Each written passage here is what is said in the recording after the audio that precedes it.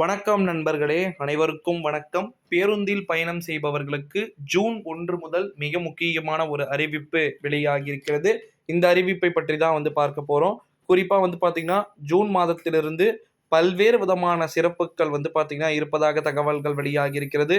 குறிப்பா போக்குவரத்து துறையின் சார்பாக ஒரு விதமான அறிவிப்புகள் அடுத்தடுத்து பார்த்தீங்கன்னா வரவேண்டிய சூழல்கள் இருக்கக்கூடிய ஒரு சூழ்நிலையிலே பேருந்தில் பயணம் செய்யக்கூடிய நபர்களுக்கான அறிவிப்புகள் வெளியாகியிருக்கிறது அப்படின்னு சொல்லலாம். நான் ஏற்கனவே சொல்லியிருந்தேன். பேருந்துல பயணம் செய்யக்கூடிய ஒருவருக்குமே பார்த்தீங்கன்னா, ஜிபே முறை பார்த்தீங்கன்னா, அமல்படுத்தப்பட வாய்ப்புகள் இருக்கிறது.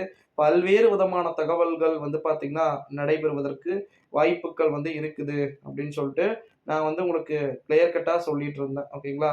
இந்த ஒரு சூழ்நிலையில தான் ரொம்ப மிக முக்கியமான ஒரு அறிவிப்பு அப்படின்றது நடந்து அரங்கேறி இருப்பதா தகவல்கள் அப்படின்றது வெளியாகி இருக்கிறது நண்பர்களே. குறிப்பா பேருந்தில் பயணம் செய்யக்கூடிய அனைவருக்குமே பார்த்தீங்கன்னா மிக முக்கியமான திருப்பங்கள் அப்படின்றது நடந்திருக்கிறத நம்மளால பார்க்க முடிகிறது. குறிப்பா ஜிபே மெத்தட், ஃபோன்பே மெத்தட் அப்படின்னு சொல்லிட்டு ஒரு மெத்தடுமே பார்த்தீங்கன்னா அறிவிக்கப்பட்டு கொண்டிருக்கக்கூடிய ஒரு சூழ்நிலையிலே இந்த அறிவிப்புகள் அனைத்துமே பார்த்தீங்கன்னா பொதுமக்களுக்கு ரொம்ப யூஸ்ஃபுல்லாக இருக்கிறதுக்கான வாய்ப்பு இருக்குது அப்படின்னு சொல்லிட்டு சொல்லியிருக்கிறாங்க. ஸோ அது மட்டும் இல்லாமல் இன்னொரு மிக முக்கியமான அறிவிப்பு என்னென்னா, ஆண்களுக்கும் பெண்களுக்கும் இருபாலர்களுக்கும் பார்த்தீங்கன்னா சமமாக பேருந்து பயணத்தை கொடுக்க வேண்டும், கொடுக்கப்படுவதற்கான வாய்ப்புகள் இருக்க வேண்டும் அப்படின்னு சொல்லிட்டு சொல்லியிருக்காங்க. பேருந்து பயணம் செய்யக்கூடிய அனைத்து விதமான நபர்களுக்குமே இந்த வீடியோ இந்த ஒரு சூழ்நிலையில தான் பேருந்தில் பயணம் செய்யக்கூடிய ஒரு விதமான நபர்களுக்குமே இந்த அறிவிப்பு பொருந்தக்கூடிய வகையில இருக்கக்கூடும் அப்படின்னு சொல்லிட்டு எதிர்பார்க்கப்படுகிறது.